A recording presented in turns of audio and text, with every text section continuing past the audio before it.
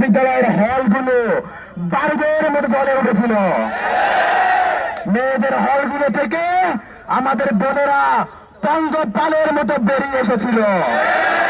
এই ইতিহাস আমাদের রক্তের ইতিহাস। সকলের কণ্ঠে স্লোগান ছিল, তুমি কে আমি কে, রাজাকার রাজাকার। কে বলেছে কে বলেছে? কিন্তু অত্যন্ত দুঃখজনক হলেও সত্য, ছাত্র জনতার রক্তের ইতিহাস যেই স্লোগানের মধ্য দিয়ে মোড় ঘুরে গিয়েছে আন্দোলনের, যেই স্লোগানকে কেন্দ্র করে অর্জিত হয়েছে আমাদের বিজয়। বিজয় অর্জনের পরে কিছু সংখ্যক লোক আমাদের প্রাণের স্লোগান, আমাদের দ্রোহের স্লোগানকে বদলে দেওয়ার অপচেষ্টা চালাচ্ছে। যেই স্লোগানের পরের দিন আমার ভাই বোনেরা ছাত্রলীগের হাতে মার খেয়েছে, যেই স্লোগানকে কেন্দ্র করে জ্বলে উঠেছে পুরো বাংলাদেশ, সেই স্লোগানকে স্বীকার করতে এত হীনমন্যতা কেন? কেন এত হীনমন্যতা?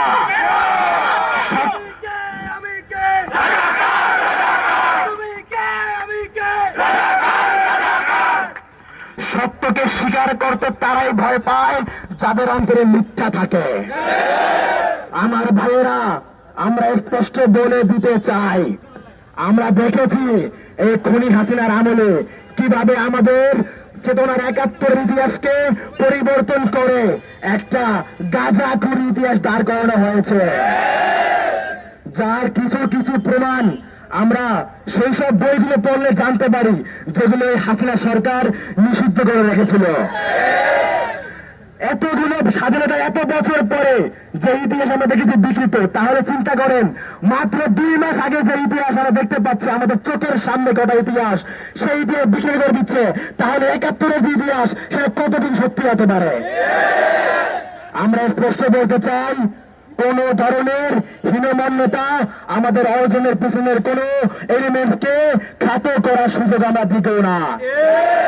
যেখানে মূল স্লোগানকে উচ্চারণ না করে কিছু কিছু ব্যক্তি অন্যান্য স্লোগানগুলো উচ্চারণ করে আমাদের মূল স্লোগানকে পাশ কাটাতে চাচ্ছে, তাদেরকে আমরা কোনো সুযোগ দেব না। আমি স্পষ্ট বলতে চাই, শুধুমাত্র তারাই আমাদের এই স্লোগানকে অস্বীকার করতে পারে যারা মূলত এই আন্দোলনের চেতনার বিরুদ্ধে।